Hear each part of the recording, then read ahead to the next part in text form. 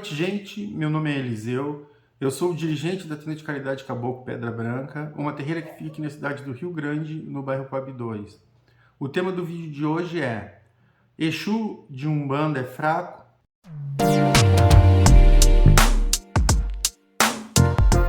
Bom, o que eu vou falar aqui é apenas uma conversa. Eu não tenho intenção nenhuma de convencer ninguém a nada, porque, como eu sempre falo, eu não me considero o dono da verdade. Existem vários fundamentos, várias doutrinas, não só dentro das religiões espiritualistas, mas cada religião tem a sua doutrina e eu respeito as doutrinas, os fundamentos, os dogmas de todas as religiões. O que eu vou fazer agora é apenas uma conversa, e o que eu espero dessa conversa é que as pessoas reflitam, e se alguém tiver que mudar para melhor, mudar a sua opinião, as suas crenças para melhor, ou fundamentos, seja lá como for, que mudem. Não tenho objetivo nenhum de convencer ninguém a nada. Só e simplesmente só quero levantar alguns temas que eu acredito serem importantes e proporcionar reflexões para alguns irmãos. Bom, eu converso com várias pessoas, tá? Vários irmãos, principalmente irmãos de outras religiões, porque nós sabemos que dentro das religiões de matriz africana, existem várias religiões. O próprio nome fala, né? Religiões de matriz africana. Então, quais as religiões de matriz africana mais conhecidas? Bom, a Umbanda é uma religião de matriz africana porque cultua orixás. Da sua maneira, sim, da sua maneira. O Candomblé é uma religião de matriz africana. O Batuque aqui do Rio Grande do Sul é uma religião de matriz africana. A Quimbanda, por mais diferente que seja a Quimbanda, ela é uma religião de matriz africana.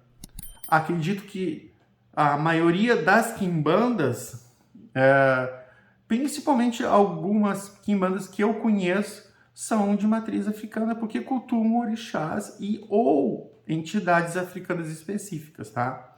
Bom, então dentro desse universo das religiões de matriz africana, vários irmãos dessas religiões, às vezes conversando comigo, tem essa ideia de que o Exu de Umbanda é um Exu fraco. Bom, eu tenho duas considerações para fazer. E dentro de cada uma dessas considerações, eu tenho mais duas considerações.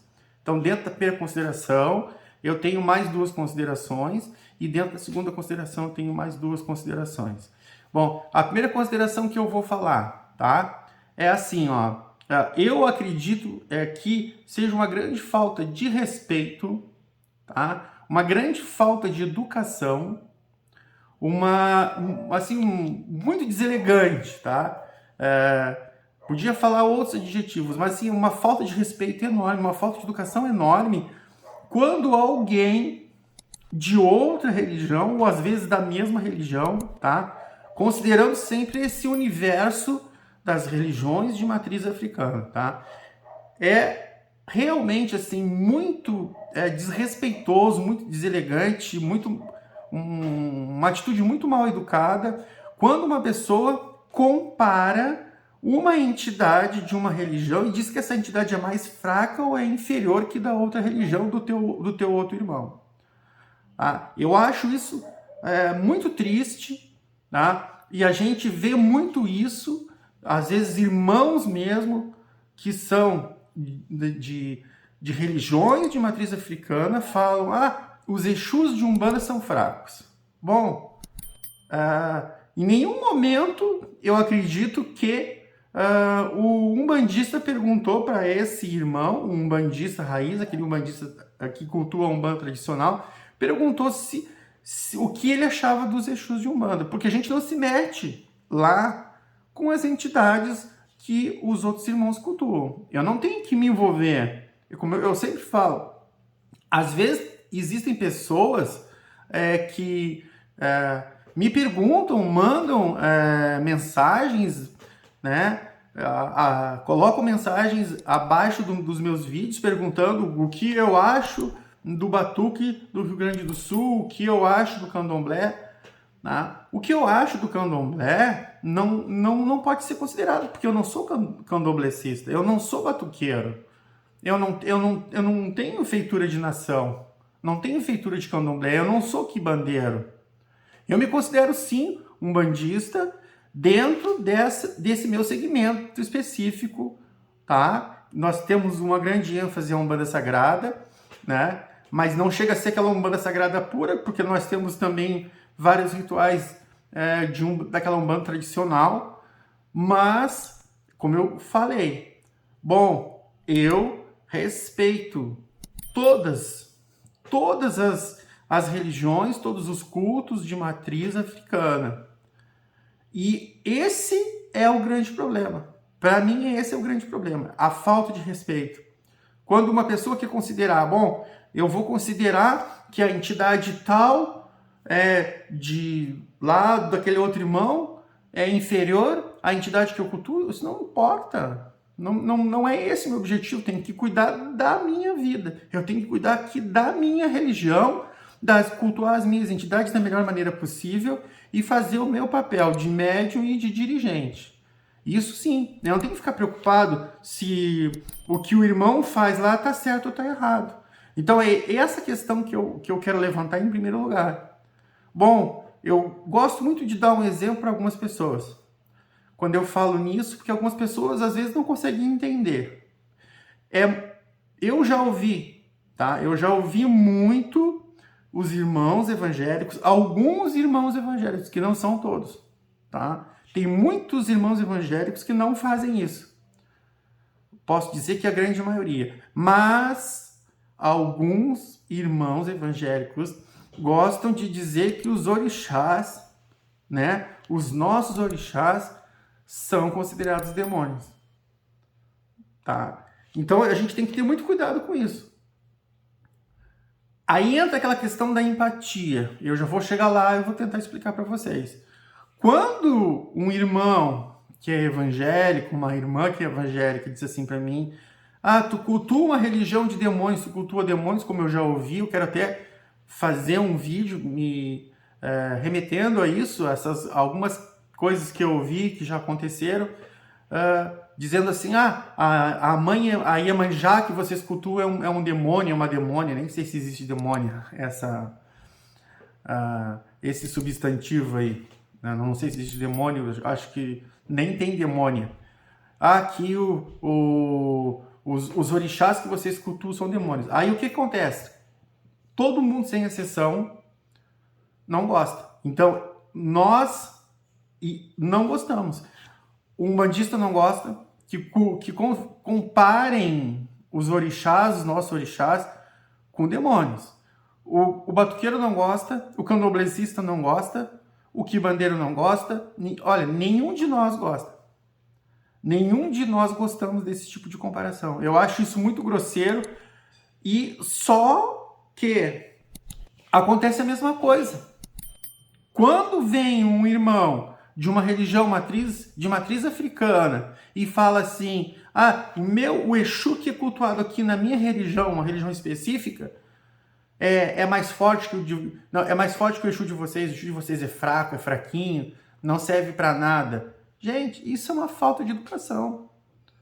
É uma tremenda falta de educação. Então, o que acontece? Aqueles irmãos deveriam colocar a mão na consciência e pensar assim, bom, quando os irmãos evangélicos, os irmãos católicos falam que os nossos orixás, eu estou falando de orixás, estou nem falando de Exu, porque é pior ainda, são demônios, eu não gosto. Então, por que eu vou lhe dizer que uma determinada entidade de outra religião ela é mais fraca, ela é inferior à entidade que eu cultuo? Os Exus de Umbanda são fracos. Gente, eu já ouvi isso muitas e muitas vezes.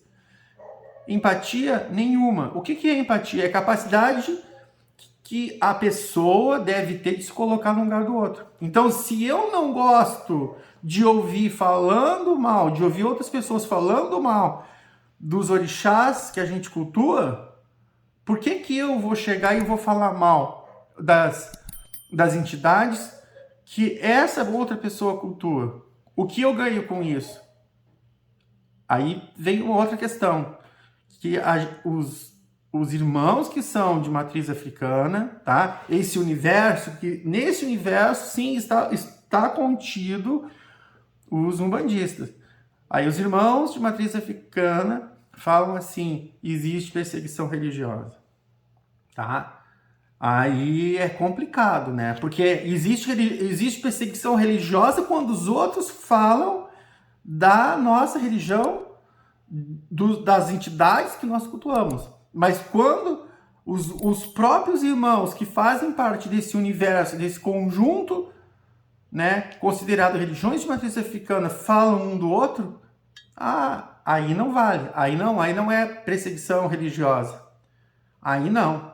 Não, eu não considero isso. Eu acho isso muito triste. E eu já vi, eu não estou nem falando de Umbanda, eu já vi irmãos de nação aqui no Rio Grande do Sul dizer que a nação deles era melhor, que cultuava a entidade melhor, que tinha um culto melhor que a nação do outro. Então a gente tem, por exemplo, tá? Eu vou dar um exemplo. Então a gente tem aqui no Rio Grande do Sul, eu não entendo muita coisa de batuque de nação. Eu não entendo. Inclusive eu até peço, pessoal, não me façam perguntas sobre rituais de nação, porque eu não sou de nação. E eu não tenho direito de responder, e não tenho conhecimento para responder. Então, tem que se perguntar para uma pessoa que seja de nação. E aí eu posso até trazer uma pessoa aqui na tenda de caridade para responder, fazer um vídeo para responder essas questões. E eu já aprendo junto. Mas eu não vou ficar falando da religião dos outros. Então, assim, eu já vi irmãos que são de outra nação. Então, como eu estava falando, então nós temos nações Jeje Nagô, Jejexá, Cabinda, Oió, Nagô, Moçambique. Então, existem várias nações. Existem particularidades. Então, o que eu entendi através do estudo, conversando com alguns irmãos, é que existem particularidades. Cada nação tem particularidades. Tá? Algumas entidades que são cultuadas numa nação não são noutra, e alguns rituais são diferentes. Então, eu já vi essa infelicidade, e já tive essa infelicidade, melhor dizendo, já tive essa infelicidade de já ver irmãos falando que a nação tal não cultuava certo. Não, gente, a gente não tem que ficar se metendo na religião dos outros.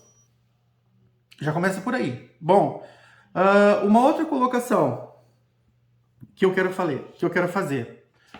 Bom, a outra colocação que eu quero fazer é o seguinte: qual é o objetivo, qual é a missão do Exu?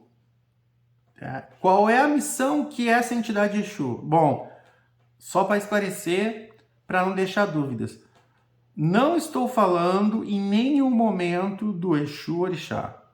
Não é isso. Eu estou falando única e exclusivamente do Exu Catiço, do Exu Espírito, que se manifesta na Umbanda através dos médiuns umbandistas. Não estou falando do Exu Orixá. Eu sei que existe essa diferença. Não estou falando também do Bará, que é cultuado aqui na nação no Batuques, que é uma entidade que tem características semelhantes à do Exu Orixá, o Bará.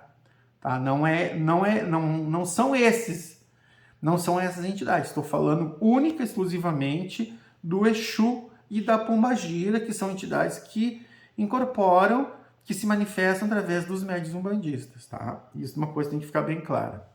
Então, assim, qual é o objetivo, qual é a missão do Exu? Nós aqui temos o seguinte conceito da missão de Exu. Para nós, o Exu é um guardião. É aquela entidade que tem como objetivo proteger, guardar, dar intuição para que o filho melhore, para que seu filho, o seu médium, o seu protegido melhore. Então, essa é a ideia que a gente tem de Exu. Então, o Exu, ou a pombagira, o guardião ou a guardiã de Umbanda, para nós tem esse objetivo: nos proteger, nos guardar, entrar em contato conosco para nos dar algum conselho, nos fazendo com que a gente se desvie de alguns problemas. Então, esse é o objetivo. É lógico que dentro desse processo, nós sabemos que o Exu ele tem uma evolução espiritual. Eu não estou falando que o Exu ele tem a evolução espiritual de um caboclo. Não é isso. Muito menos de um orixá, daquele ser que a gente considera, daquele ser, espírito, sei lá como for, que é considerado um orixá. Então existe uma hierarquia. O Exu, sim, da Umbanda, ele tem a sua posição dentro dessa hierarquia. O guardião e a guardiã são aquelas entidades que estão mais próximas de nós. Eles não têm a evolução de um caboclo, não têm a evolução de um guia, de um protetor de Umbanda. Não, a gente sabe muito bem disso. Mas a gente sabe que mesmo eles não tendo toda essa evolução espiritual que tem um caboclo, eles têm uma missão benfazeja, uma missão de luz. E para nós, segundo a doutrina da Umbanda Sagrada, os nossos Exus são enviados dos orixás. Isso tem que ficar bem claro para que essa conversa que a gente está tendo seja melhor entendida por você que está aí me assistindo. Então, os nossos Exus são enviados dos orixás. E não como os irmãos que praticam a Quimbanda, que relacionam os Exus com outras entidades, que não preciso nem falar o nome aqui, tá? Então, os orixás para nós são entidades que são enviadas... Os Exus são entidades que são enviadas dos orixás e têm uma missão benfazeja: nos proteger, nos guardar, nos intuir para que nós possamos melhorar como ser humano e nos afastar dos problemas, tá? Bom, considerando isso, quais são as frases que eu mais ouço de alguns irmãos? O Exu, para alguns irmãos, infelizmente, o Exu ainda infelizmente, essa cultura antiga com relação ao Exu, essa crença antiga com relação ao Exu, quando comparam, infelizmente, o Exu com o diabo, algumas pessoas falam assim: mas o Exu, ele tem que ser aquele espírito, aquela entidade que vai atacar as pessoas que não gostam da gente ou que a gente não gosta. Olha só que loucura isso. Bom, se ainda tem pessoas, eu sei que tem pessoas que acreditam nisso, tudo bem. Continuem com a sua convicção e sigam a sua vida. Que Deus abençoe a todos, como eu falo. Mas eu não concordo com isso. E eu sei que tem muitas pessoas que concordam comigo e não concordam com isso. Então, o Exu não é aquela entidade que tem a obrigação, tem o dever de prejudicar, de atacar, de quebrar, de destruir as pessoas que não gostam de nós. Ou as pessoas do qual nós não gostamos. Então não é esse o objetivo do Exu. Se uma pessoa faz alguma coisa errada para nós, nos prejudica, me prejudica a mim, de alguma forma, através de uma demanda, olho gordo, seja como for, uma fofoca, o que acontece? Bom, o meu Exu, ele vai se valer da lei de causa e efeito, tendo permissão dos orixás para reverter essa situação, para mudar essa situação. Mas ele automaticamente, só porque eu não gosto de determinada pessoa, ele não vai atacar essa pessoa. Ele não vai prejudicar essa pessoa só porque eu não gosto dessa pessoa ou essa pessoa não gosta de mim. Então entra aí nesse contexto leis universais que são importantes, como lei da causa e efeito. Bom, lei da causa e efeito não sabe o que é, né? Então não precisa considerar.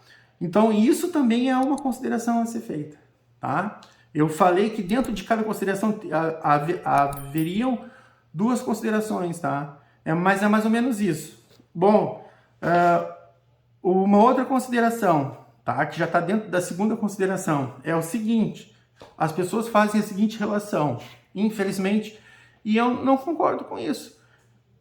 Se a pessoa acha que isso é certo, tudo bem, siga a sua vida, né? Continue com a sua convicção e que Deus abençoe a todos. O Exu que não recebe sangue é um Exu fraco. Bom, isso eu já vi 1.000.000 de vezes pessoas falando. Ah, tu não faz sacrifício de sangue pro teu Exu, tu não faz corte pro teu Exu, então o teu Exu é fraco. Como assim que é fraco? E isso segundo a tua concepção e segundo os fundamentos da tua religião. E como eu falei, eu não posso considerar que o que eu entendo, a minha crença, ela tem que servir para todos. Eu tenho que encaixar a minha crença dentro de todas as outras crenças, todas as religiões. Não, eu não posso fazer isso. Inclusive, eu coloquei isso até no vídeo anterior, quando eu falo de casas espiritualistas e universalistas. Então, dentro de uma casa, como eu falei no outro vídeo, dentro de uma casa espiritualista, dentro de uma casa universalista, nós vamos ter várias crenças, várias religiões, e cabe a nós respeitar tudo que tem ali, né? Então, é isso aí, é mais uma colocação que eu faço. Bom, então assim, a entidade, o Exu, ele só vai ser forte porque ele recebe corte, ele aceita, ele recebe sacrifício de animais, ele é imantado com sangue, com achorô, com menga, seja lá como for. Não concordo, eu não concordo com isso. E por que eu não concordo com isso? Bom, como eu já falei, a primeira consideração é essa. Isso é uma crença de algumas religiões específicas, não é a minha. Existem segmentos de Umbanda que fazem corte para Exu? Sim. Existem segmentos de Umbanda que fazem corte para Exu e essa é a crença deles e pronto. Mas eles não podem querer encaixar a sua crença dentro de todas as crenças que existem, de todas as religiões de matriz africana. Quer dizer que todas as religiões de matriz africana têm que fazer sempre a mesma coisa. O que um faz, os outros têm que fazer? Não, isso não existe. Então, assim, eu sempre falo uma coisa assim, e já vi pessoas falando assim, o Exu que não recebe sangue, ele não tem força para destruir, para prejudicar para destruir o meu inimigo. Já tem um problema aí que eu não considero. Bom, o Exu, a entidade, ela, como eu falei, né, agora há pouco, o objetivo do Exu não é destruir o meu inimigo. Tá? Ele vai utilizar, sim, de leis universais para me defender se essa pessoa me atacar. Mas ele não vai chegar ali, já que tu não gosta, eu vou te quebrar. Não é bem por aí a coisa, né? E uma coisa que a gente tem que entender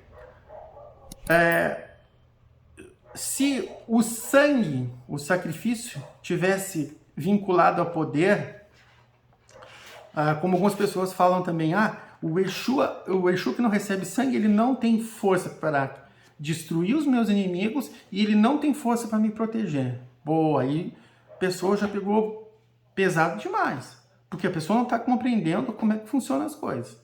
Bom, vou tentar explicar para vocês algumas coisas que me ensinaram e que eu levo, né?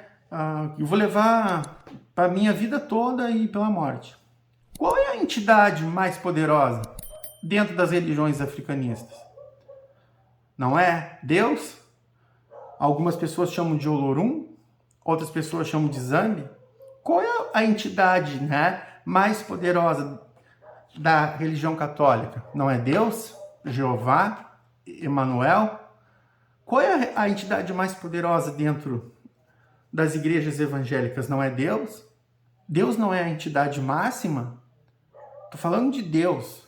Deus não é a entidade máxima que, né, quando a gente pensa em religiões de matriz africana, muitas pessoas consideram que mesmo as religiões de matriz africana, elas são monoteístas. Na verdade, não existe vários deuses, mas apenas um Deus todo-poderoso que consideram Olorum. Né? Olorum não é o Deus todo-poderoso das religiões de matriz africana? Bom, matriz africana, católica, evangélica, espírita, um Deus único. Isso eu acho que é unânime. E se não for, como eu falei, continue com as suas crenças, com as suas convicções. Desde quando Deus exige, esse Deus que é abrangente de todas as religiões, desde quando esse Deus exige que se faça sacrifício? Para Ele poder te ajudar, para Ele te perdoar, para Ele te amar, para Ele, né, te dar a vida, te tirar a vida. Desde quando isso? Os irmãos católicos fazem sacrifícios? Todos os irmãos que acreditam em Deus, todas as religiões que acreditam em Deus fazem sacrifício. Ele exige que ele sendo o mais poderoso de todos, ele exige que as pessoas façam sacrifícios de animais. O sacrifício é o que a gente faz para nós mesmos. É o sacrifício de abrir mão da inveja, abrir mão do egoísmo, abrir mão de tudo que tem de ruim que ainda está dentro da gente. Não é isso? Então são considerações que não servem. Dizer isso, que uma entidade só é poderosa porque ela recebe sangue, porque tem que fazer corte para ela, não. Esse tipo de argumento ele vai servir em particular para um determinado culto, uma determinada crença, uma determinada religião. E ponto final. Deu. Mas não é uma verdade universal. Então é isso aí, pessoal, tá? Como eu sempre faço o marketing do meu livro, tá? Eu sempre deixo a imagem do meu livro, a imagem da capa do meu livro aí no canto esquerdo da tela. O nome do meu livro é Aprendendo com os Guias, Protetores e Guardiões de Umbanda, da editora Autografia. E se o pessoal quiser comprar o livro, dá para comprar no site da editora Autografia ou na livraria Vanguarda, que tem 2 lojas aqui na cidade, no centro e no Shopping Partage. Também tem 2 lojas na cidade de Pelotas, aqui, na vizinha cidade de Pelotas. E você que mora em outra região, que não mora aqui perto, em outro estado, pode comprar o livro pelo site da editora Vanguarda, que você vai ser bem atendido, né? Eu seguidamente estou comprando lá e é uma livraria bem completa. Aí você entra no site, digita lá o nome do livro, Aprendendo com os Guias, Protetores e Guardiões de Umbanda, e você pode adquirir, vai pagar um frete, é claro, mas você vai adquirir e vai chegar certinho na sua casa, tá? Bom, nesse livro eu falo sobre as experiências espirituais que eu tive com os guias, protetores e guardiões que trabalham comigo no ritual da Umbanda, tá?